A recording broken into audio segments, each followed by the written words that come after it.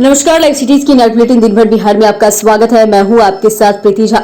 खबरों की शुरुआत करेंगे, लेकिन उससे पहले एक नजर डालते हैं आज की सुर्खियों पर। महात्मा गांधी की जयंती पर सीएम नीतीश ने दी श्रद्धांजलि। मुजफ्फरपुर में बाढ़ राहत में जुटे वायुसेना का हेलीकॉप्टर क्रैश।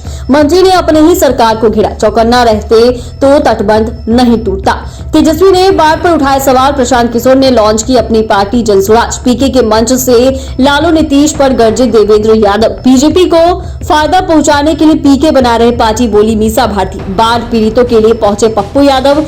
बांटा राहत सामग्री। गया में माइक्रो फाइनेंस कंपनी के कार्यालय में लूट के दौरान ताबड़तोड़ फायरिंग। मोतिहारी में 8 स्मैक तस्कर गिरफ्तार। और अब खबरें विस्तार से। राष्ट्रपिता महात्मा गांधी की जयंती के अवसर पर मुख्यमंत्री नीतीश कुमार ने पटना के गांधी मैदान स्थित राष्ट्रपिता महात्मा गांधी के विशाल आत्मकथ प्रतिमा चित्र पर माल्यार्पण किया और उनके व्यक्तित्व एवं कृतित्व का स्मरण किया। मुख्यमंत्री नीतीश कुमार ने उनके आदर्शों को जीवन में उतारने का संकल्प भी लिया है। इस अवसर पर उप मुख्यमंत्री सम्राट चौधरी, विधानसभा अध्यक्ष नंद किशोर यादव समेत बड़े बड़े नेता मौजूद रहे। वहीं इस मौके पर मुख्यमंत्री नीतीश कुमार ने नवनिर्मित बापू टावर का उद्घाटन किया। 129.38 करोड़ रुपए की लागत से बना ये भव्य टावर 7 एकड़ में फैला है। मुजफ्फरपुर में वायुसेना का हेलीकॉप्टर क्रैश हो गया। इंजन फेल होने की वजह से पायलट ने पानी में लैंडिंग की। एयरफोर्स के सभी जवान सुरक्षित हैं। पानी में लैंडिंग के दौरान विमान क्रैश हुआ। पायलट और घायल जवानों को इलाज के लिए एसकेएमसीएच ले जाया गया। आपदा प्रबंधन विभाग के प्रधान सचिव प्रत्यय अमृत ने हादसे को लेकर पुष्टि की है। जिले के औराई में वायुसेना का हेलीकॉप्टर क्रैश हुआ है। सीतामढ़ी से हेलीकॉप्टर राहत सामग्री लेकर जा रहा था। इसी बीच हेलीकॉप्टर का इंजन फेल हो गया और हेलीकॉप्टर की क्रैश लैंडिंग करानी पड़ी। नया गांव के वार्ड 13 में हादसा हुआ है। पायलट गंभीर रूप से जख्मी है। बिहार में लाखों लोग बाढ़ की विभीषिका को झेल रहे हैं। कई लोग नदियों के तटबंध भी टूटे हैं। कई जगहों पर नदियों के तटबंध भी टूटे हैं और इसको लेकर भी बिहार में सियासत खूब हो रही है। मंत्री अशोक चौधरी ने कहा कि जल संसाधन विभाग अगर ज्यादा सतर्क होता, हम लोग पूरी तरह से सतर्क रहती तो कई जगहों पर तटबंध को टूटने से बचाया जा सकता था। अशोक चौधरी ने कहा कि बाढ़ अंतिम समय में आया है और इसीलिए हमें लगता है कि लोगों ने मान लिया था कि बिहार में बाढ़ नहीं आएगा। यही कारण रहा कि 56 साल के बाद जब कोसी में इतना पानी आया तो कई जगहों पर तटबंध टूट गया। उन्होंने कहा कि सरकार लगातार लोगों की मदद कर रही है। राहत सामग्री पहुंचाए जा रहे हैं। राहत कैंप भी लगाए गए। मुख्यमंत्री नीतीश कुमार खुद बाढ़ पीड़ितों को सहायता का मॉनिटरिंग कर रहे हैं। बिहार में बाढ़ को लेकर विरोधी दल के नेता तेजस्वी यादव केंद्र सरकार पर निशाना साधा है। तेजस्वी यादव ने प्रधानमंत्री नरेंद्र मोदी के बिहार दौरे पर नहीं आने को लेकर सोशल मीडिया के माध्यम से बिहार और केंद्र की सरकार पर निशाना साधा।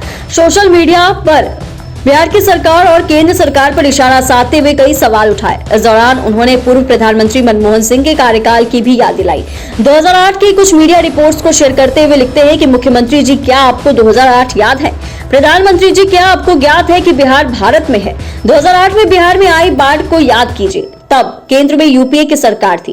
कांग्रेस के बाद केंद्र में दूसरी सबसे बड़ी शक्तिशाली पार्टी राजद और केंद्रीय रेल मंत्री लालू प्रसाद के आग्रह पर प्रधानमंत्री मनमोहन सिंह और सोनिया गांधी बाढ़ग्रस्त क्षेत्रों के सर्वेक्षण किए थे। लालू जी ने बाढ़ को राष्ट्रीय आपदा घोषित करवाया। आज से 15 साल पहले केंद्र से तत्काल 1000 करोड़ की विशेष सहायता राशि बिहार को दिलाई। प्रशांत किशोर जनसुराज नाम से पार्टी के नाम की घोषणा कर दी। इसी नाम से निर्वाचन आयोग में पार्टी का नाम रजिस्टर्ड होगा।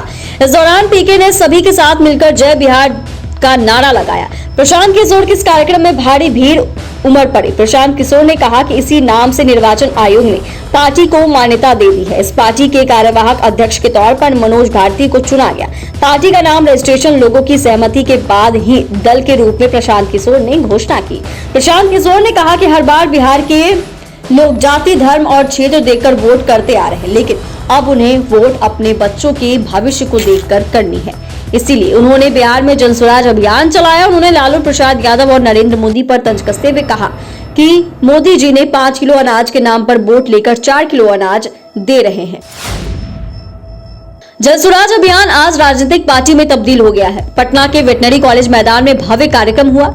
इस मौके पर हाल में जनसुराज में शामिल हुए पूर्व केंद्रीय मंत्री देवेश यादव ने बिना नाम लिए आरजेडी अध्यक्ष लालू प्रसाद यादव और जदयू अध्यक्ष नीतीश कुमार पर भी जमकर हमला बोला। देवेंद्र यादव ने कहा कि एक छोटा भाई है और एक बड़ा भाई, दोनों ने बिहार को बर्बाद कर दिया है, लेकिन अब बिहार की जनता को तीसरे विकल्प के तौर पर जनसुराज मिला है, जिसके बाद ऐसे दल राज्य से साफ हो जाएंगे। पूर्व मंत्री देवेंद्र यादव ने शायराना अंदाज में कहा कि गुजरा हुआ जमाना वापस नहीं आता, खुदा हाफिज तुम्हारा। ये तंज लालू प्रसाद यादव और नीतीश कुमार के लिए था। उन्होंने कहा कि बिहार में झूठ की खेती हो रही है। जनसुराज पार्टी को लेकर बिहार में सियासत भी जारी है। राजद सांसद मीसा भारती ने प्रशांत किशोर पर बड़ा हमला करते हुए आरोप लगाया कि पीके अपनी पार्टी की स्थापना बीजेपी को फायदा पहुंचाने के लिए कर रहे हैं। प्रशांत किशोर कहते हैं कि वह एयर कंडीशन में नहीं रहते, ये जनता के बीच भ्रम फैलाने वाली बात है। उन्होंने कहा कि अगर उन्हें एयर कंडीशन नहीं पसंद है तो अपने पार्टी के मैनिफेस्टो में पहले यही लिख दे कि पूरे देश में एयर कंडीशन बंद किया जाएगा।